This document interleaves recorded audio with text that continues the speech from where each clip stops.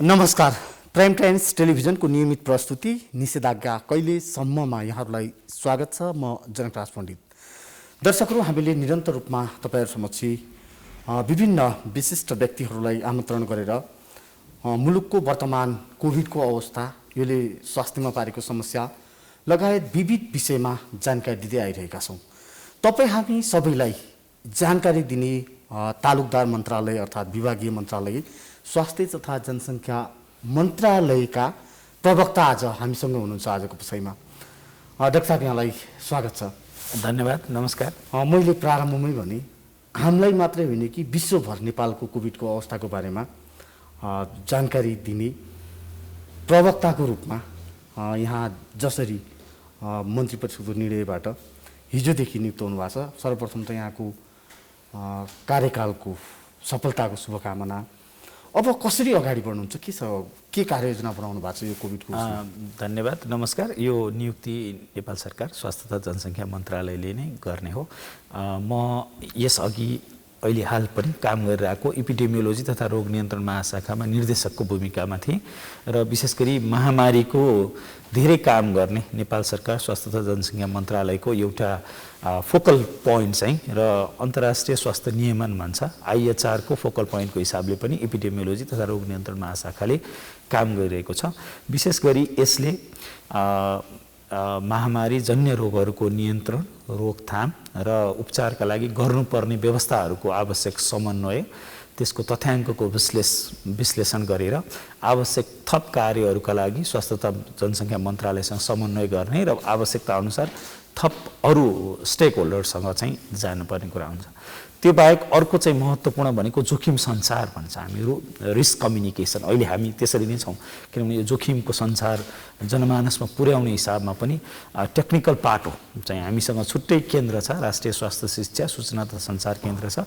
तर त्यसलाई technical feed चाहिँ हामीले गर्छौँ जोखिम अनुसार। जुन अहिले स्वास्थ्य शिक्षाका जुन सूचनाहरू उत्पादन हुन्छन् त्यहाँ के आवश्यक पर्छ, के राख्नुपर्छ भन्ने कुरा पनि हामीले गर्छौँ।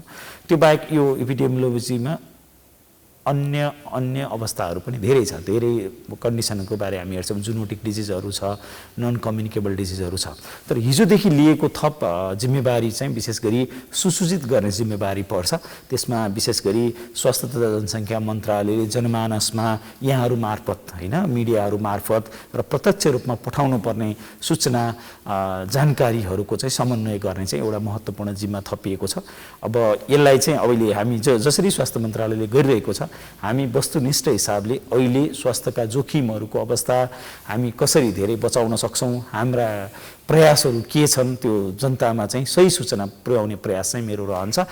एउटा प्रवक्ताको हिसाबले त्यो जिम्मेवारी म। डाक्टर साहब, हाम्रो कार्यक्रमको उद्देश्य भनेकै बढीभन्दा बढी दर्शकहरूका कुराहरू, हाम्रा उहाँहरूका जिज्ञासाहरू समाधान गरिरहेको छ। त्यसैले कोही दर्शक हामीसँग प्रत्यक्ष रूपमा जोडिसक्नु भएको छ। हेलो हेलो, यहाँलाई स्वागत छ प्राइम टेलिभिजनमा। कहाँबाट को बोल्दै हुनुहुन्छ? नमस्कार डाक्टर साहब, म यहाँ कुमारीपाटीबाट सुनिता बोलेको। हजुर, यहाँको जिज्ञासा डाक्टर साहबलाई राख्नुहोस् है। हजुर हजुर, मेरो छोरालाई हजुर हजुर छोरालाई अब भइसक्यो 1 महिना जति भइरह्यो होला। के अरे उसलाई पिसाब आउँछ, पिसाब गर्छ, पिसाब गरिसकेपछि उसलाई पोले जस्तो हुन्छ, अनि फेरि पिसाब आजसो गर्छ, अनि पोलेर ल्याउँछ। हजुर, कति वर्षको भन्नुभएको थियो? नमस्कार है। कति वर्षको? हजुर हजुर 19 वर्षको। 19 वर्षको। हजुर, विशेष गरी पिसाब गरिसकेपछि पोल्ने जुन यहाँले भन्नुभएको छ, त्यो चाहिँ दुख्ने, बढी पिसाब थैलीको समस्याले हुनसक्छ। पिसाब थैलीमा सङ्क्रमणहरू भयो भने कहिलेकाहीँ पत्थरीहरूसम्म भएमा त्यस्तो हुनसक्छ। पिसाबको परीक्षण गर्न उहाँलाई म पहिलो सुझाव चाहिँ पानी प्रशस्त पिउन। पानी प्रशस्त पियो भने सङ्क्रमण हुने दर पनि कम हुन्छ र केही सङ्क्रमणमा चाहिँ त्यो डाइल्युसन वास भएर पनि, सफा भएर पनि जाने पनि हुन्छ। त्यही भएर उहाँलाई चाहिँ पहिलो अनुरोध चाहिँ पहिला राम्ररी पानी चाहिँ बढी पिउन लगाउनु पर्यो बाबुलाई, छोरालाई जो भन्नुभएको थियो। त्यसपछि पिसाबको एउटा परीक्षण गर्न म सल्लाह दिन्छु। विशेष गरी पिसाबको सङ्क्रमण हुँदा ज्वरो पनि आउनु पर्ने थियो, तर बढी पोल्ने भएको हिसाबले पानी बढी पिउने पिसाबको चाहिँ जाँच गर्ने र आवश्यकता अनुसार हामी भिडियो एक्सरे भन्छौँ, अल्ट्रासाउन्ड गरेर पिसाब थैलीको अवस्था हेर्न सकिन्छ। त्यहाँ सङ्क्रमण, सुजन भन्छौँ, इन्फ्लामेसन केही छ कि भनेर चाहिँ त्यसले देखिन सक्छ। अथवा ढुङ्गा परेको पत्थर पनि 19 वर्षसम्म हुनसक्छ। पानी कम खानेमा जोखिम अझै बढी हुन्छ। त्यो हिसाबले चाहिँ ती अनुरोध गरेँ र धन्यवाद प्रश्न। डाक्टर साहब, अहिले पनि भनौँ न यो जसरी कोभिडको सङ्क्रमण दिन प्रतिदिन रूपमा केही घटे पनि जुन अनुपातमा घट्नुपर्ने हो त्यो घटेको देखिँदैन। हजुर, पहिले सहर केन्द्रित भएको कोभिड गाउँमा पुगेको छ, गाउँ बस्तीमा अवस्था निकै विकराल बनेको छ। यो अवस्थामा मन्त्रालयले के कसरी समन्वय गरिरहेछ स्थानीय तहसँग, स्थानीय निकायसँग, विशेष गरी जुन भन्न डिसिसिसी छ, जिल्ला समन्वय, त्यसले कसरी काम गरिरहेछ? हजुर धन्यवाद। यहाँले एकदम राम्रो प्रस्तुति सुरुवात गर्नुभयो। अहिले हामी सङ्क्रमणको उत्कर्षमा रहेका छौँ र आशातीत रूपमा सङ्क्रमण नघटिरहेको अवस्था छ।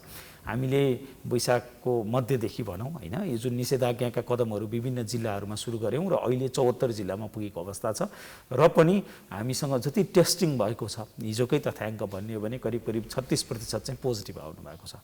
त्यसमा पनि बढी परीक्षण चाहिँ मुख्य सहरहरूमा काठमाडौँमा भएको छ। त्यसमा हाम्रो सीमितता पनि छ। सीमितता किन छ भने हाम्रोसँग सबै ठाउँमा पिसिआर गर्ने अवस्था छैन। तर गत हप्तादेखि हामीले सबै ठाउँमा, देशका सबै पालिकामा पुग्ने गरेर करिब 11.5 लाख एन्टिजेन किट वितरण गरेका छौँ, जुन प्रभावकारी पनि छ, सेन्सिटिभ पनि छ र समुदाय स्तरमै गर्न सकिन्छ। अब हाम्रो अपेक्षा धेरै टेस्ट होस् भन्ने हो। र यहाँले अघि भने जस्तै काठमाडौँ लगायतका मुख्य सहरमा सीमित रहेको कोभिड निषेधाज्ञापछि गाउँ गाउँमा फैलिएको छ। गाउँ गाउँ पनि जहाँ बाक्ला बस्तीहरू छन्, जस्तो गोर्खाको बारपाकमा कुरा गर्दै थिएँ, आज त्यहाँ परीक्षण हिजोदेखि भइरहेको छ, एन्टिजेन परीक्षण भइरहेको छ। लाप्राक भन्ने ठाउँमा पनि समस्या छ भन्ने डाक्टर साहब, हामी यो प्रसङ्ग जोड्छौँ। फेरि कोही दर्शक हामीसँग प्रत्यक्ष जोडिसक्नु भएको छ। हजुर, यसमा हामी फेरि हेलो। हजुर नमस्कार। हजुर यहाँलाई स्वागत छ प्राइम टेलिभिजनमा। हस्, धन्यवाद। हजुर यहाँको जिज्ञासा के छ डाक्टर साहबसँग राख्नुहोस् है। हस् सर, हस्। हस्, यहाँको जिज्ञासा राख्नुहोस्। डाक्टर साहब नमस्कार। नमस्कार। डाक्टर साहब, मेरो एउटा सानो जिज्ञासा के भने यो अब अस्ति म 61 वर्ष जति भएँ होइन डाक्टर साहब। हजुर, अस्ति 65 भन्दा माथिकोलाई नि खोप लगायो, अस्ति 40 देखि 59लाई नि खोप लगायो। हामी यो 59 भनौँ न 60 देखि 65 को चाहिँ खोप लगाउने योजना के छ होला डाक्टर साहब? हजुर धेरै धेरै धन्यवाद। यहाँको जुन उमेर समूहको हिसाबले जुन पीडा परेको छ, विशेष गरी 60 देखि 65 वर्ष समूहलाई यो एकदमै अप्ठ्यारो अवस्थामा परेको हो। वास्तवमा भन्नुपर्दा हामीले यसलाई चाहिँ स्वास्थ्य तथा जनसङ्ख्या मन्त्रालयले सुरुमा चाहिँ हामीसँग खोपको उपलब्धताको आधारमा 65 वर्षभन्दा माथिकालाई प्लान गर्यो। हुन त त्यो बेला नै हाम्रो योजना 55 वर्षभन्दा माथिकालाई थियो, तर खोपको उपलब्धताको कारणले त्यसलाई चाहिँ 65 मा लगियो र त्यो 65 भन्दा माथि गएको खोप को एउटा मात्रा सकिसकेपछि जुन हामीलाई मित्रराष्ट्र चीनबाट उपहार स्वरूप प्राप्त भएको भ्याक्सिन थियो, भेरोसेलको भ्याक्सिन, त्यो चाहिँ 60 वर्षसम्म अध्ययन भएको स्टडी नै त्यो उमेर समूह मात्रै भएको, त्योभन्दा माथिको उमेर समूहको तथ्याङ्कहरू प्राप्त नभइसकेको हुनाले चाहिँ चलाउन गाह्रो भयो। योभन्दा हामीले के बुझ्नुपर्छ भने खोप विकसित हुन धेरै वर्ष लाग्छन्। यो कोभिड-19 को खोप चाहिँ इतिहासमै धेरै छिटो अवधिमा डेभलप भएको खोप हो र तपाईहरूको समूह जुन विशेष गरी 60 देखि 65 को समूहमा अब चाहिँ सरकारले विभिन्न स्रोतबाट खोपको लागि एक्सप्लोर गर्दा अबको प्राथमिकतामा यहाँहरू नै हुनुहुन्छ। यहाँहरूको धैर्यताको लागि नमन धन्यवाद पनि गर्दै र तपाईहरूको जुन चिन्ता छ त्यो स्वास्थ्य मन्त्रालयको पनि चिन्ता हो, तपाईहरूको चिन्ता सँगै हामी छौँ र अब उमेरमा जाँदा तपाईहरूको उमेर समूहको प्राथमिकता पर्छ र कुन भ्याक्सिन दिने भन्ने हिसाबले चाहिँ स्वास्थ्य मन्त्रालयले उपलब्ध सबै भ्याक्सिन उत्पादकहरूसँग पत्राचार गरिसकेको छ। तर अहिले विश्वव्यापी जुन यो महामारीको कारणले गर्दा र हामीले सुरुमा लगाएको कोभिसिल्ड विशेष गरी पाउन अप्ठ्यारो भएको हिसाबले गाभीले कोभ्याक्स मेकानिजमबाट हामीलाई दिने पनि कोभिसिल्ड बाहेक अरू अप्सन सोध्छ भनेको हिसाबले यहाँहरूको उमेरलाई उपयुक्त हुने भ्याक्सिन कुन पाउन सकिन्छ भनेर मन्त्रालय अत्यन्त गम्भीरताका साथ लागिरहेको छ र म आशा गर्छु छिट्टै यहाँलाई सकारात्मक सूचना दिन सकियोस्। हिजो हाम्रो माननीय परराष्ट्र मन्त्रीज्यूले हामी 1 हप्ता 10 दिनमा चाहिँ राम्रो सूचना दिन सक्छौँ भन्नुभएको छ। म त्यसलाई पनि सम्मान गर्दै आशा छ हामी केही दिनमा चाहिँ यहाँहरूलाई सही सूचना जुन खोप छिट्टै पाउने सूचना दिन सकिन्छ कि भन्ने अपेक्षामा छु। त्यही अनुरोध गरेँ। धन्यवाद। दर्शकहरू यहाँहरूसँग पनि कुनै सल्लाह सुझाव र जिज्ञासा छन् भने हामीसँग स्वास्थ्य मन्त्रालयका प्रवक्ता डाक्टर कृष्णप्रसाद पौडेल प्रत्यक्ष रूपमा हुनुहुन्छ। यहाँहरूले आफ्ना जिज्ञासा हाम्रो स्क्रिनमा बगिरहेको स्क्रोलमा रहेको नम्बरमा सम्पर्क गरेर राख्न सक्नुहुनेछ। फेरि पनि कोही कलर जोडिसक्नु भएको छ। हेलो हेलो, नमस्कार हजुर। हजुर यहाँलाई स्वागत छ। नमस्कार, धन्यवाद। नमस्कार डाक्टर साहब। नमस्कार। हामीले यो कोभिसिल्ड लगाएको 12 हप्ता चलिरहेको छ अहिले, पहिलो डोज। हजुर हेलो हजुर यहाँको जिज्ञासा राख्नुहोस्। अब कोभिसिल्ड लगाएको हामी 12 हप्ता क्रस गर्यो। हामीले चाहिँ यो दोस्रो डोज लगाउन पाएनौँ, यसको लागि के भन्दै हुन्छ कि भनेर सर। धन्यवाद। यो पनि हामी सबैको चासोकै विषय हो। यहाँले जुन अघिल्लो जुन दर्शकले गर्नुभएको फोन जस्तै हामी विशेष गरी फागुन 23 गतेसम्म लगाएका खोपलाई हामीसँग जे जति स्टक छ त्यो अनुसार नै विभिन्न स्थानहरूमा खोप सुचारू गर्नलाई अनुरोध गरेर विशेष गरी जिल्ला स्वास्थ्य कार्यालयले जिल्ला स्थित स्वास्थ्य कार्यालयहरूले खोपका सूचनाहरू जुन सेड्युलहरू चाहिँ सार्वजनिक गरिसक्नु भएको छ र यहाँहरूको जुन चासो छ यो हामी सबैको चासोको विषय हो र विशेष गरी तथ्याङ्कहरूले खोप 8 देखि 12 हप्तामा प्रभावकारी भन्ने तथ्याङ्कको आधारले हामीले प्लान गर्दा चाहिँ जेठ मसान्तभित्र नै दिने हाम्रो चाहिँ सुरुको योजना हो र यहाँहरूको दोस्रो डोज पनि त्यही अनुसारको हो। तर अहिले हामीले एक हिसाबले हामीले खरिद गरिसकेको, एक हिसाबले पे गरिसकेको, पैसा तिरिसकेको 10 लाख डोज आउनमा अलिकति अप्ठ्यारो परेको, विशेष गरी कम्पनीले पनि यो साल नै सक्दैन कि भन्ने अवस्था रहेको, विशेष गरी सिरम इन्स्टिच्युट इन्डिया र अन्य स्रोतबाट जुन यो कोभिड एस्ट्राजेनिका अक्सफोर्डवाला जुन भ्याक्सिन छ यो चाहिँ बेलायतमा सुरुमा बनेको र अन्य केही मुलुकहरूमा बनेको अथवा स्टक रहेकोबाट पनि ल्याउनलाई प्रयास जारी छ।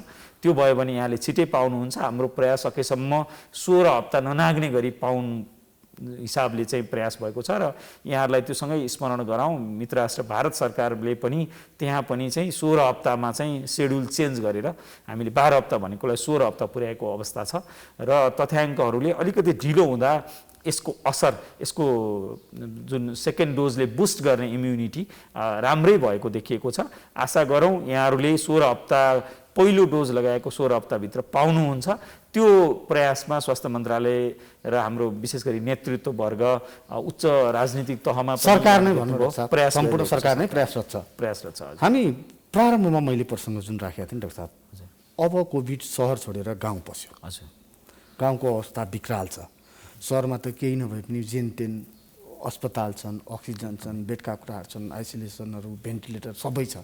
तर ग्रामीण क्षेत्रमा त एउटा सिटामोल पाउन पनि गाह्रो हुने स्थानहरू छन्। अब के हुन्छ अवस्था? एकदमै राम्रो प्रश्न गर्नुभयो। अहिले हामी यही हो हामीले हिट गर्नुपर्ने, प्रयास गर्नुपर्ने। विशेष गरी हामी यहाँले भने जस्तै धारा बन्द गर्ने कि भुइँ पुस्ने भन्ने प्रश्नमा छौँ। धारा बन्द नगरेसम्म भुइँ पुछेर चाहिँ यो समस्या समाधान हुँदैन र यो अस्पताल, आइसियु, भेन्टिलेटरले चाहिँ आवश्यक छन्, चाहिन्छ र सङ्क्रमितहरू जो गम्भीर छन् उहाँलाई यी चिजहरू चाहिने हो, यी पूर्वाधारहरू आवश्यक छन्। तर समुदायमै अहिले कोभिड फैलिसकेको र विशेष गरी गाउँ गाउँ पुगेको हिसाबले समुदायमा गर्नुपर्ने जोखिमयुक्त स्थानबाट आएका व्यक्तिहरूलाई क्वारेन्टाइन राख्ने, हामीसँग छुट्टै क्वारेन्टाइनको भवन स्थान छैन भने घरमै क्वारेन्टाइन राख्ने, क्वारेन्टाइनमा बसेका व्यक्तिहरूले यो क्वारेन्टाइनका नियमहरूको, जनस्वास्थ्यका मापदण्डको पालना गरिदिने, पालना गरे कि गरेन भनेर टोल टोलमा गठन गरिएका यो कोभिड-19 सहजीकरण समूह भन्ने छ है, वडाहरूमा टोलहरूमा गठन गरिएका उहाँहरूले सक्रिय भइदिने, मोनिटर गरिदिने, सल्लाह दिने यो नियम पालना गर्नलाई। त्यसपछि कोही शङ्कास्पद सङ्क्रमित हुनुहुन्छ भने समयमै टेस्टिङ गरिदिने। त्यसका लागि अघि मैले जोडेको थिएँ समुदायमा गाउँ स्तरमै एन्टिजेनहरू हामीले वितरण गरेका छौँ अनि त्यो एन्टिजेन परीक्षण गरिदिने र सङ्क्रमितलाई छुट्याएर राखिदिने, समयमै पत्ता लगाइदिने र उपयुक्त प्रेषणको व्यवस्था जुन यहाँले भन्नुभयो सबै गाउँमा चाहिँ हामीसँग स्वास्थ्य संस्था छैनन्, त्यो चुनौती हो। तर जुन नेटवर्क छ नि हाम्रो अस्पतालहरूको नेटवर्कसँग लिङ्क गर्ने हिसाबले काम नगरेसम्म गाह्रो हुन्छ। त्यसका लागि स्थानीय तह, विशेष गरी स्थानीय सरकार, पालिकाहरू र प्रदेश सरकारको समन्वय र सङ्घको चाहिँ फेसिलिटेसन महत्त्वपूर्ण छ। तिनै तहको सरकारको समन्वयमा यो सम्भव छ। डाक्टर साहब, फेरि पनि कोही दर्शक जोडिसक्नु भएको छ। हेलो हेलो, नमस्ते हजुर। डाक्टर साहबसँग यहाँको जिज्ञासा राख्नुहोस्। कहाँबाट को बोल्दै हुनुहुन्छ? म पोखराबाट प्रेम बोलेको। म डाक्टर साहबसँग जिज्ञासा राख्न खोजेको छु। डाक्टर साहब, हजुर, एउटा कुरो मैले बुझ्नु सकिनँ क्या, जब पनि यो चाहिँ कोभिड सङ्क्रमण भएपछि फलोमा चाहिँ जुन पिसिआर टेस्ट गर्ने छ नि प्रावधान, यो चाहिँ किन छैन डाक्टर साहब? पहिलो प्रश्न। दोस्रो प्रश्न भनेको कोभिड भ्याक्सिन चाहिँ अब सङ्क्रमित भइसकेको बिरामीहरूले लगाउनु हुन्छ या हुँदैन? यहाँको पहिलो प्रश्न कृपया दोहोऱ्याइदिनुहुन्छ, अलिकति सुनिएन। उदाहरणलाई म चाहिँ सङ्क्रमित भएँ। हजुर, सङ्क्रमित भएको मैले चाहिँ 2 हप्तापछि चाहिँ फलोअप चाहिँ पिसिआर टेस्ट गर्नुपर्ने, तर संयुक्त निकायमा जाँदाखेरि के जवाफ दियो भने अब यो तपाईँले गर्नु पर्दैन, किनभने यो बिस्तारै चाहिँ आफै हराएर जान्छ। हजुर, धन्यवाद। प्रश्न भयो। हजुरको दुईटै म प्रश्नको जवाफ दिन्छु। विशेष गरी हामीले विश्व स्वास्थ्य सङ्गठनको CDC-कै प्रोटोकल हेऱ्यौँ भने पनि सङ्क्रमित भएको सङ्क्रमण पत्ता लागेको 2 हप्ता पुगेको छ र लक्षणविहीन भएको 3 दिन कटेको छ भने परीक्षण गर्नु पर्दैन भन्ने छ। र त्यही भएर यहाँले पनि PCR परीक्षण दोहोऱ्याउन आवश्यक हुँदैन, त्यसमा यहाँ स्पष्ट हुनुहोला।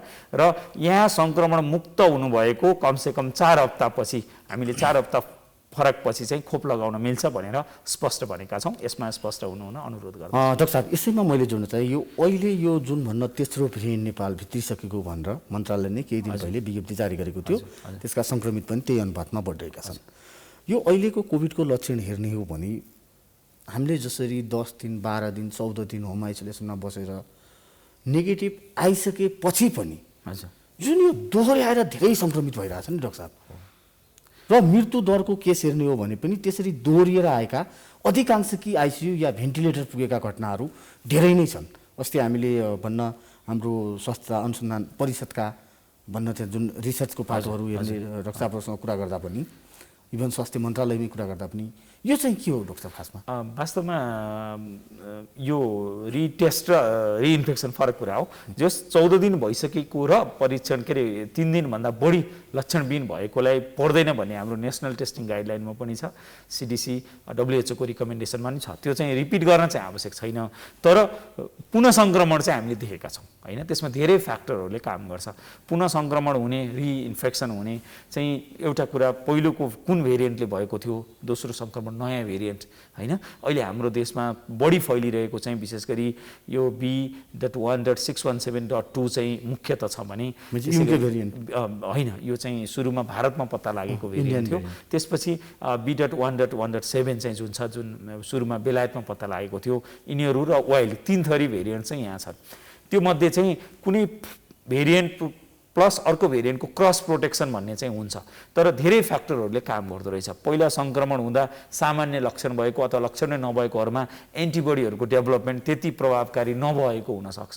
त्यो नभएको व्यक्तिमा चाहिँ अर्को सङ्क्रमण हुने जोखिम भयो। त्यो बाहेक अरू कोमोर्बिड कन्डिसनहरू छ भने जसको शरीरको रोग प्रतिरोध क्षमताहरूलाई असर गर्ने कन्डिसन्सहरू, त्यसमा अब मधुमेह अथवा चिनी रोग भन्छौँ हामी लगायतका विभिन्न अवस्थाहरू हुन सक्छन् जसले यो रोग प्रतिरोध क्षमताले अप्टिमल काम नगरेको हुनसक्छ, अथवा सुरुको भाइरल लोड अथवा सङ्क्रमण नै कमजोर प्रकृतिको थियो जसमा लक्षण थिएन भने पनि एन्टिबडी राम्रो डेभलप नभएको हुनसक्छ। यी विभिन्न कारणहरूले गर्दा सेकेन्ड इन्फेक्सन हुनसक्छ। जहिले पनि सङ्क्रमण हुनलाई 3टा कुरा मिल्नुपर्छ भन्छ, एजेन्ट, होस्ट र इन्भाइरोमेन्ट भन्छ।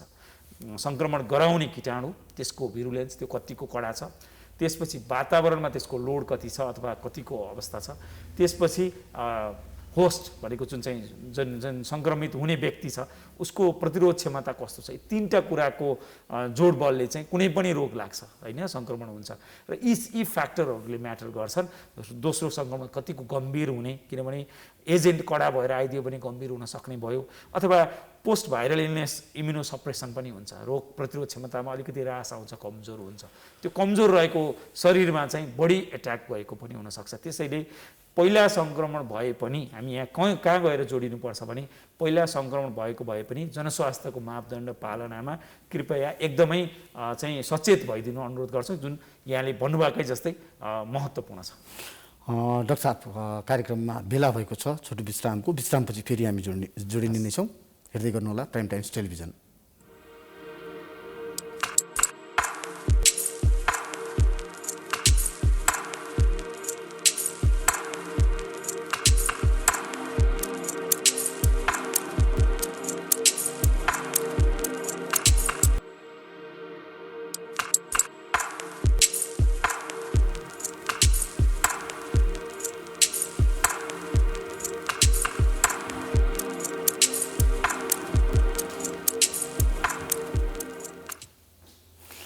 विश्रामपछि स्वागत छ दर्शकहरू। आज हामीसँग स्वास्थ्य मन्त्रालयका प्रवक्ता डाक्टर किशोर प्रसाद पौडेल हुनुहुन्छ।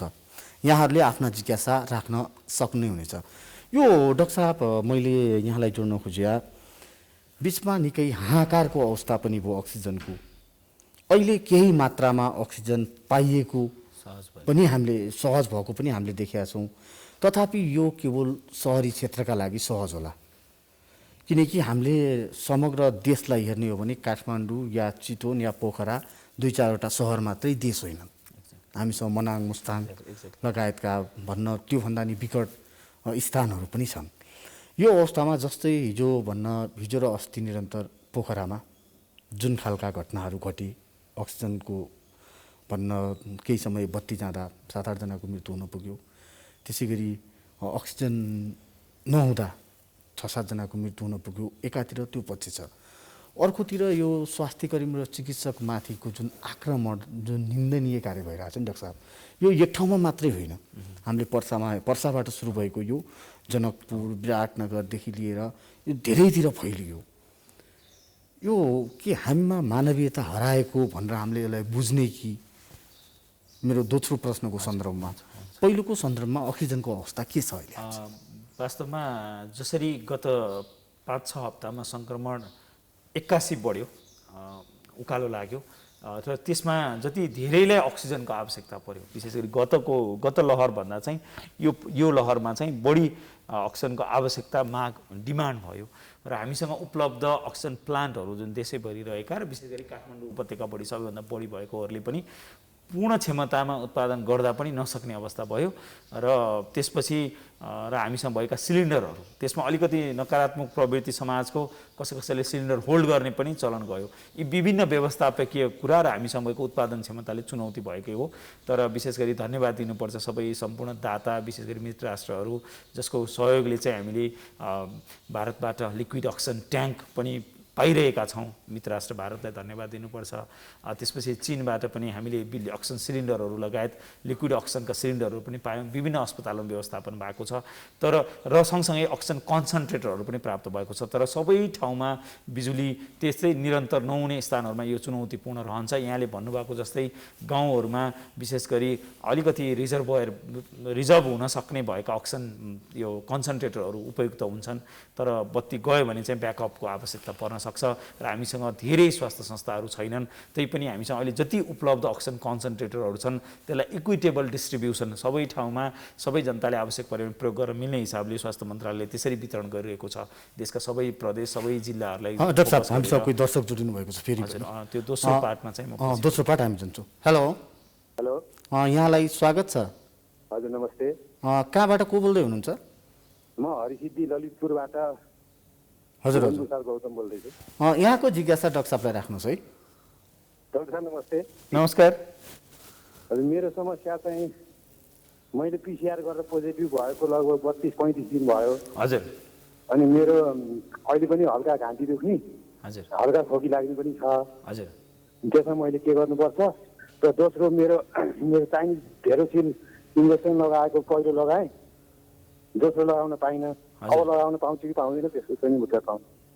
धन्यवाद हजुरको प्रश्नको लागि हार्दिक धन्यवाद। विशेष गरी यहाँलाई 35 दिन भइसकेको रहेछ र यहाँ यतिको स्वस्थ हिसाबले टेलिफोनमा नै कुरा गर्नुभएको छ। सर्वप्रथम त यहाँले सङ्क्रमणलाई विजय प्राप्त गरिसक्नु भएको छ, त्यसका लागि बधाई पनि दिन चाहन्छु। र अहिले सामान्य लक्षणहरूलाई चाहिँ यी बिस्तारै कम हुँदै जाने लक्षणहरू हुन्। तपाईँले विशेष पथ पहरेज त्यस्तो केही गर्नुपर्ने हुँदैन। हल्का खोकीहरू जान केही समय लाग्न सक्छ। घाँटीहरू दुख्ने भयो भने यहाँले नुन पानीले कुल्ला गर्न सक्नुहुन्छ, अथवा धेरै नै दुखाइ भयो भने प्यारासिटामलको ट्याब्लेट चाहिँ खान सक्नुहुन्छ। तर यहाँले सहन सक्ने सम्ममा त्यसमा त्यति समस्या नहोला र यहाँले 35 दिन कटिसक्दा चाहिँ यतिको अवस्थालाई चाहिँ हामीले विजय प्राप्त गरेको बुझ्छौँ। र अर्को खोपको विषयमा चाहिँ यहाँ सङ्क्रमणबाट मुक्त हुनुभएको 4 हप्ता कमसेकम ग्यापपछि लगाउन मिल्ने हो। तर अहिले बजारमा उपलब्ध र हाम्रो देशमा उपलब्ध खोपको अवस्थाको कारणले यहाँले खोप लगाउन अलिकति ढिलो भएको हो। र यदि यहाँले चीनबाट प्राप्त गरेको भेरोसिल लगाउनु भएको हो भने सरकारले फेरि सूचना निकाल्छ। विशेष गरी स्थानीय जिल्लास्थित स्वास्थ्य कार्यालयहरूले सूचना निकाल्नुहुन्छ। दोस्रो डोजको लागि सूचना जारी गर्दा त्यो डोज लगाउनु होला। र यदि कोभिसिल्ड लगाउनु भएको हो भने त्यो प्राप्त भएपछि यहाँ त्यो लक्षित वर्गमा पर्नुहुन्छ भने फागुन 23 अगाडिको त सूचना अहिले चलिरहेको छ। तर यहाँको अब सङ्क्रमणको हिसाबले अलिकति 4 हप्ता अलिक पुरा भएन कि जस्तो बुझ्यो, त्यो हिसाबले फेरि अर्को सूचनामा लगाउन मिल्छ र सूचनाहरू जानकारीहरूलाई चाहिँ प्रतीक्षा गर्नुपर्ने स्थिति देखियो। हजुर डाक्टर साहब, अघि हामी जुन प्रसङ्गमा आएका थियौँ यो स्वास्थ्य कर्मीहरूमाथिको जुन यसमा छोटो म राख्न चाहन्छु। विशेष गरी यस्तो अप्ठ्यारो अवस्थामा आफ्नो ज्यान आफ्नो परिवारलाई बिर्सेर स्वास्थ्य कर्मीहरूले काम गर्नुभएको छ, एकदमै तनावका साथ। र यहाँ बुझ्नै पर्छ, जहाँ घटना भेरीमा भयो यस्तो गर्मीमा त्यहाँ पाकिन्छ, एक हिसाबले म भन्नुपर्छ पिपी लगाएर भित्र पसिनाले भिजेर काम गर्नुपर्ने हुन्छ र 6 घन्टा 8 घन्टा होइन, कोही अवस्थामा 12 घन्टाको सिफ्ट हुन्छ। त्यति सिफ्टमा काम गरेको स्वास्थ्य कर्मीहरू, यति तनावमा काम गरेको स्वास्थ्य कर्मीहरू र यहाँ जोड्नै पर्ने हुन्छ संसारमा सबैभन्दा कम पेमा काम गरेका स्वास्थ्य कर्मीहरू, सबैभन्दा कम तलबमा चाहिँ काम गरेको स्वास्थ्य कर्मीहरू, यसरी यो तनावका साथ जुडिरहेको स्वास्थ्य कर्मीहरूलाई कृपया सम्मान गरौँ, सक्छो सम्मान गरौँ। हामीसँग स्रोत साधनको सीमितता छ, सक्दो स्रोत साधन र आफूसँग भएको सिप प्रयोग गरेर ज्यान बचाउन लड्ने हो स्वास्थ्य कर्मीहरू।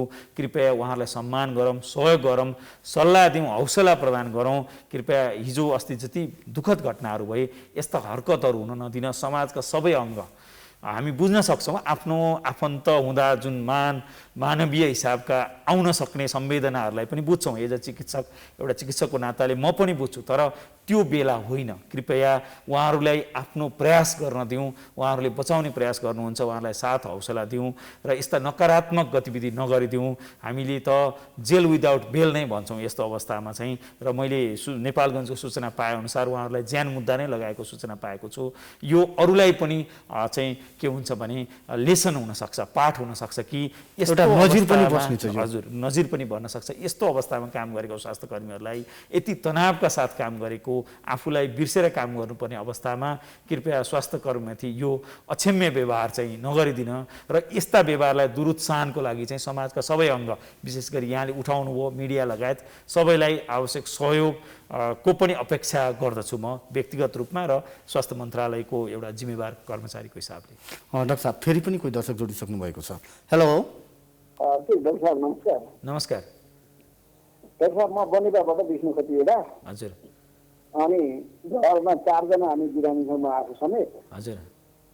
अनि अघि हजुरले के भन्नुभएको अलिकति क्लियर भएन। जस्तो दोस्रो लटको बिरामी निको भएपछि दोस्रो लटको कोभिडको भ्याक्सिन लगाउने कुरामा अलिकति प्रश्न पारिदिनु पर्ने कहाँनिर हो भने हजुरले के भन्नुभयो भने पोजिटिभ आएको 2 हप्तापछि लगातार लक्षण दिनुभयो भने 4 हप्तापछि कोभिड दोस्रो लाउन मिल्छ भन्नुभयो। त्यो जस्तो त्यसो गर्दा हजुरले भन्नुभयो 17 दिन हो, 17 दिनको दोस्रो चाहिँ 4 हप्तापछि कि सुरुदेखि 4 हप्ता छ? हजुर हजुर, धन्यवाद। यसमा एकदमै म फेरि बुझाउन प्रयास गर्छु। यहाँ सङ्क्रमित हुनुभएको र लक्षणविहीन हुनुभएको 3 दिन कटिएर 14 दिन पुगेको छ भने यहाँलाई हामी सङ्क्रमण मुक्त भएको मान्छौँ। 1 नम्बर कुरा त्यसमा स्पष्ट हुनु होला। 2 हप्ता नागेको छ र सङ्क्रमणको कुनै लक्षण विहीन हुनुहुन्छ भने यहाँहरू क्लियर हुनुभयो, 14 दिनमा नि हुनुभयो। तपाईँ यहाँले भन्नुभयो जस्तै कसैलाई 17 दिन पनि लाग्ला, ठिक छ। तर हामीले खोप दिने भनेको त्यो अवधिपछि 4 हप्तापछि भन्न खोजेको हो। कमसेकम 4 हप्ता ग्याप रहोस् भनेर चाहिँ हामीले भनेपछि कम्तीमा 1 महिना भनौँ न। हजुर हजुर हजुर 28 दिन यो खोपहरूमा कमसेकम मिनिमम ग्याप चाहिँ हामी 4 हप्ता राख्छौँ। जस्तै बालबालिकामा हामी खोपहरू दिँदा पनि एउटा खोप र अर्को खोपको बिचमा जुन इम्युन रेस्पोन्स भन्छौँ, रोग प्रतिरोध क्षमताको डेभलप हुनलाई शरीरलाई चाहिने त्यो ग्यापको हिसाबले यहाँलाई सङ्क्रमणबाट पनि शरीरले एन्टिबडी बनाइरहेको हुन्छ। जुन सङ्क्रमणबाट यहाँ मुक्त हुनुभयो र यहाँको 4जना परिवारलाई म शीघ्र स्वास्थ्य लाभको कामना पनि गर्छु। धेरैजना लाभ हासिल गरिसक्नु भएको जस्तो बुझ्यो। स्पष्ट रूपमा यहाँहरू सङ्क्रमण भएपछि शरीरले त्यो भाइरस विरुद्ध एन्टिबडी बनाउँछ र खोप पनि त्यस्तै एन्टिबडी बनाउन दिने हुनाले चाहिँ सँगसँगै भन्दा ग्याप गरेर दिनु चाहिँ राम्रो हुन्छ। त्यही भएर यहाँ सङ्क्रमण मुक्त हुनुभएको अथवा एक्टिभ इन्फेक्सन नभएको 4 हप्ता भन्न खोजेको, त्यसलाई चाहिँ हाम्रो जनक सरले भन्नुभएको जस्तै अलिकति 2 दिन थप 1 महिना पनि भन्नलाई समस्या भएन। केही ग्याप रहन बेस्ट हुन्छ। कति ग्याप भन्दा चाहिँ मिनिमम 28 दिनको ग्याप चाहिँ भइदियो भने राम्रो। यहाँको त्यो खोपले चाहिँ राम्रो रेस्पोन्स लिन सक्छ। खोपले जुन एन्टिबडी बनाउने काम हो भाइरसको विरुद्ध, त्यसका लागि चाहिँ सहयोग पुर्याउन सक्छ भन्ने हिसाबले हो। आशा छ यसले यहाँलाई प्रश्न पार्यो होला। डाक्टर साहब, यो खोपको प्रसङ्ग निस्किहाल्यो। अहिले खोप लगाउन नपाएर विकराल अवस्था पनि हामीले अस्पतालहरूमा देखिरहेछौँ, विशेष गरी कोभिसिल्डको सन्दर्भलाई लिएर। सेरम इन्स्टिच्युट अफ इन्डियाले स्पष्ट रूपमा भनिसकेको छ म खोप दिन सक्दैनौँ। तथापि हामीले विभिन्न एजेन्सीहरू मार्फत, युएन मार्फत पहल नगरेका होइनौँ, पहल गरिराखेका छौँ। र मेरो जिज्ञासा डाक्टर साहब, यो जसै भन्न क्रस खोप गर्दाखेरि के होला? हुन त हामीले पत्राचार पनि गरिसकेका जस्तो लाग्छ मलाई। यसको जुन सबै यो हेर्ने भने WHO ले नै होला। हाम्रो अनुगमन पनि उसैले गरेर हुनाले कोभिसिल्ड लगाएकाले या भेरोसिल, किनकि अहिले हाम्रो इजिली एक्सेसमा भेरोसिल देखिन्छ एकदम हजुर। किनकि जसै भन्न राष्ट्रपति दुवै आफ्ना सहकर्मीसँग कुराकानी गरेपछि सी जिनपिङ भन्न चिनिया राष्ट्रपतिसँग कुराकानी गरेपछि सोमबार 10 लाख डोज आउँदैछ या लिन हाम्रो जहाज जाँदैछ भन्ने कुरा छ। डाक्टर साहब, यो अवस्थामा यो क्रस गरेर लगाउँदा त्यसको इम्पेक्टिभ प्रभाव के पर्ला? मेरो जिज्ञासा, मेरो होइन, धेरै दर्शकको जिज्ञासा। डाक्टर साहब, यो हामी यो जिज्ञासालाई समाधान यहाँबाट खोजिन्छौँ, तर दर्शक फेरि कोही आइसक्नु भएको छ। हेलो हेलो, नमस्कार। डाक्टर साहबसँग यहाँको जिज्ञासा राख्नुहोस्। नमस्कार डाक्टर साहब। नमस्कार। मेरो 1-2 दिनसम्म लगभग 2-3 हप्ता भयो एउटा समस्या आइरहेको छ क्या। छाती चाहिँ यो राति सुत्यो, घोप्टो परेर सुत्यो भने हजुर, अनि बिहान चाहिँ त्यो छाती एकदम दुख्ने कि। अनि अब बिहान बाबुलाई यस्तो छातीमा राखेर गर्दा पनि त्यो छाती दुख्ने अनि त्यस्तो हुन्छ। हजुर। अनि त्यसपछि त्यो छाती जस्तो अब म अफिसमा गएर यसो मोबाइल 1-5 मिनटसम्म यसरी मोबाइल हेरेरै हातमा मोबाइल समात्यो भने पनि हजुर, अनि पछि त्यो फेरि अगाडि यस्तो छातीमा यस्तो कक्रक गर्दाखेरि पुरै एकदम छाती दुख्छ होइन। हजुर, यो समस्या चाहिँ 2-3 हप्ता जति भइसक्यो। हजुर। अनि यहाँलाई हिँड्दा उकालो चढ्दा गाह्रो हुने, सास लिन गाह्रो हुने चाहिँ हुँदैन है? सास लिन त्यस्तो केही पनि गाह्रो हुन्न, हिँड्दाखेरि पनि केही गाह्रो हुन्न, ज्वरो पनि छैन? ज्वरो पनि केही पनि छैन। कुन साइडमा दुख्छ छाती? मेरो यो दाहिने साइडतिर दुख्छ बढी। दाहिने साइडतिर दुख्छ। अमिलो पानी आउने जस्तो, पेट पोल्ने जस्तो यस्तो हुन्छ कि? त्यस्तो केही पनि भएको छैन। अब यो लगभग मलाई यो एकदम अब केही खाना खाइसकेपछि फेरि अमिलो पनि हुन्छ एकदमै। हजुर। चुकिलो हुन्छ। अनि आज बिहान फेरि अघि नै बिहानदेखि एकदम त्यो पेट पनि भटक भटक त्यो मुटु त्यो के अरे बाडुकी लाग्दाखेरि जस्तो छाती हुन्छ नि त्यस्तो त्यो मुटु भइरहेको थियो क्या। हजुर। के अरे यो तल पेटमा भइरहेछ क्या त्यस्तै। हजुर। अब हस्, धन्यवाद। छाती दुख्ने विभिन्न कारणहरू हुन्छन्। सबभन्दा बढी हामीले चाहिँ डराउनु पर्ने, यदि छाती दुखेर हिँड्ने बेलामा अथवा भर्याङ चढ्ने बेलामा सास लिन गाह्रो हुन्छ अथवा सेन्ट्रल चेस्ट भन्छौँ, छातीको बिच भागमा बढी दुख्छ, त्यो दुखाइ कामसँगै हिँड्नेसँगै बढी हुन्छ भने छिटो चाहिँ इसिजी लगायतको परीक्षण गर्नुपर्ने हुन्छ। मुटुको कारण पनि हुनसक्छ, मुटुले नै हो भन्ने 100% भन्न गाह्रो छ यतिकै इतिहासको अनुसार। त्यसपछि खोकी, सास फेर्न गाह्रो, ज्वरोसहित छ भने छातीका अन्य सङ्क्रमणहरूमा पनि त्यस्तो भएको हुनसक्छ। तर उहाँको हकमा चाहिँ ज्वरो त्यस्तो छैन। कहिलेकाहीँ अमिलो पानी आउने चाहिँ भन्नुभयो, धेरै नेपालीहरूलाई हामी धेरैजनालाई चाहिँ रिफ्लक्स इसोफेजाइटिस छ अथवा हामी नेपालीमा लुजली ग्यास्ट्राइटिस भन्छौँ, एसिड पेप्टिक डिजिजको समस्या धेरैलाई छ। त्यो भएर त्यो समस्यामा पनि कसैलाई चाहिँ बिचको छातीमा पोलेको जस्तो हुने, दुख्ने हुनसक्छ। र त्यो बाहेक कहिलेकाहीँ छातीको बाहिर यो करङ र मसलहरूको पेन पनि हुनसक्छ। र यदि छाती दुख्ने निरन्तर भइराख्यो भने स्वास्थ्यकर्मी र चिकित्सकको सल्लाह लिएर आवश्यक परीक्षणहरू गरेर र उहाँहरूले टेस्ट गरेपछि, उहाँले जाँच गरेपछि चाहिँ त्यो ढुक्क हुन चाहिँ म सल्लाह दिन चाहन्छु। उहाँको एक्ज्याक्टली उमेर हामीलाई थाहा नभएको हिसाबले पनि यदि दुख्ने भइरहेको छ भने आवश्यक परीक्षण, त्यसमा चिकित्सकले आवश्यक देख्यो भने एक्सरे होला अथवा इसिजी होला गर्नुहुन्छ र त्यो रिएस्योरिङ पनि हुन्छ कतिपय अवस्थामा। त्यस्तो गरेर चाहिँ उपयुक्त उपचार लिन म चाहिँ सल्लाह दिन्छु। फेरि पनि कोही जोडिसक्नु भएको छ साहब। हेलो हजुर। यहाँको जिज्ञासा डाक्टर साहबलाई राख्नुहोस् है। यहाँको टेलिभिजन सेट म्युट गर्नुहोस् कृपया। हजुर। यहाँको टेलिभिजन सेट म्युट गर्नुहोस्, केही बुझिरहेको छैन। यहाँको जिज्ञासा डाक्टर साहबलाई राख्नुहोस्। हजुर, ल हुन्छ। सर नमस्कार। नमस्कार। मेरो आज कोभिड सन्चो भएको लगभग 10 दिन भयो। हजुर। यो खोकी लागिरहेछ अनि कमजोरी बनाइरहेछ, नेगेटिभ त आयो। अनि यो हातको दुईटा औँला कान्छे होला र अर्को औँला दुईटै हातको दुईटा चाहिँ के कारणले होला? ल हजुर, सर्वप्रथम त 10 दिन पुरा भएर अब यहाँले परीक्षण गर्नुभएछ, जुन आवश्यक थिएन, नेगेटिभ पनि आउनुभयो, त्यसका लागि यहाँलाई बधाई छ। र सङ्क्रमण मुक्त एक हिसाबले भए पनि केही लक्षणहरू अझै बाँकी रहन सक्छन्। विशेष गरी कमजोरी, सुरुमा खान नरुच्ने हुने, तनावहरू हुने, खान राम्रो नरुच्ने, स्वाद नआउने, गन्ध नआउने, सबै चिज हुने हुँदा अलिकति हाम्रो खान रुचेको पनि हुँदैन, त्यसले पनि कमजोरी हुन्छ। कृपया यहाँले केही मुख बार्नु पर्दैन, पोसिलो कुराहरू, घरकै कुराहरू लिनुहोला, खानुहोला र आराम पनि गर्नुहोला केही समय, किनभने यो शरीर चाहिँ ब्याक टु नर्मल पहिलेको जस्तै आउन केही समय लाग्न सक्छ र जुन सन्चो हुनुपर्ने प्रक्रियाहरू शरीरका अङ्ग प्रत्यङ्गमा पनि समय लाग्न सक्छ। त्यसलाई चाहिँ त्यो नियमित हुँदै जान्छ, केही समय चाहिँ अलिकति धैर्यता गर्नुहोला र यहाँलाई बधाई पनि छ जुन सङ्क्रमण जित। डाक्टर साहब फेरि पनि कोही दर्शक जोडिसक्नु भएको छ। हेलो हेलो हेलो हेलो हजुर, यहाँलाई स्वागत छ प्राइम टेलिभिजनमा। हेलो हेलो यहाँलाई स्वागत छ। कहाँबाट को बोल्दै हुनुहुन्छ? डाक्टर साहबलाई यहाँको जिज्ञासा राख्नुहोस्। हजुर, डाक्टर साहबलाई यहाँको जिज्ञासा राख्नुहोस्, के छ? हेलो हजुर नमस्कार, सुनिया छ यहाँले, प्लिज समस्या भन्नु होला। नमस्ते डाक्टर साहब। नमस्कार। डाक्टर हजुरसँग एउटा कुरा राख्नु थियो। हजुर भन्नुहोस्। यो कोभिडको सुई चाहिँ यो प्रेग्नेन्ट मान्छेहरूले लाउनु हुन्छ कि हुँदैन? र अनि अर्को चाहिँ प्रेग्नेन्ट भएको मतलब ब्रेस्ट फिडिङ गरिरहेको मान्छेहरूले चाहिँ लाउनु हुन्छ कि हुँदैन भन्ने हो। हस् हस् हस्, धन्यवाद।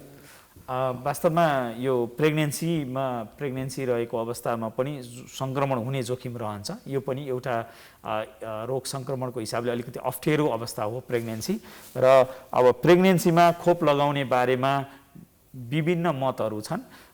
कतै चाहिँ यो विशेष गरी कोभिसिल्डको हकमा चाहिँ खोपले धेरैलाई बचाउँछ भने प्रेग्नेन्सी हुँदा किन नलगाउने भन्ने पनि तर्क छ। तर अध्ययनहरू चाहिँ स्पष्ट भइसकेको छैन। जुन हामीले अघि पनि भन्यौँ, यो इतिहासमै सबैभन्दा छिटो अवधिमा डेभलप भएको खोप भएको कारणले गर्दा चाहिँ अध्ययनहरू स्पष्ट छैन। यदि यहाँ जोखिमयुक्त काममा पेसामा हुनुहुन्छ, जहाँ सङ्क्रमण हुने जोखिम बढी छ, जस्तो चिकित्सक स्वास्थ्यकर्मी हुनुहुन्छ, सुरक्षाकर्मी हुनुहुन्छ, जहाँ सङ्क्रमण हुने जोखिम बढी छ भने यहाँहरूले जोखिमको अवस्था हेरेर स्वास्थ्यकर्मीसँग सल्लाह लिएर खोपको बारेमा निर्णय लिन सक्नुहुन्छ। डाक्टर साहब फेरि पनि कोही जोडिनु भएको छ। हेलो हेलो यहाँलाई स्वागत छ।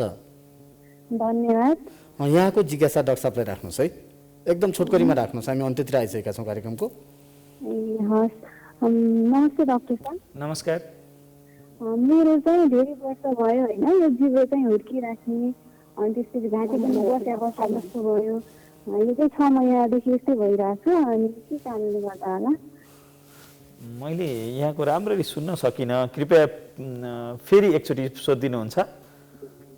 मेरो चाहिँ जिब्रो चाहिँ हुर्किरहेको छ होइन, अनि धेरै बसाउँदा पनि भिटामिन डी नै दिइरहेको हुन्छु, अनि तर यो जिब्रो हुर्किन चाहिँ सन्चो भएन, अनि घाँटी पनि बस्या जस्तै भइरहेछ, 6 महिना भयो। यो चाहिँ के कारणले गर्दा होला? हजुर, जिब्रो सुकेको हुने अथवा जिब्रोमा घाउ आउने विभिन्न भिटामिनहरू लगायतका इसेन्सियल न्युट्रियन्ट्सको कमीमा पनि हुनसक्छ र घाँटी सुकिरहेको अथवा घाँटी स्वर सुक्ने हुन्छ भने चाहिँ यहाँले नाक कान घाँटीको विशेषज्ञसँग एकचोटि देखाउनुपर्छ होला र आवश्यकता अनुसार ब्लडको परीक्षण पनि हुनसक्छ।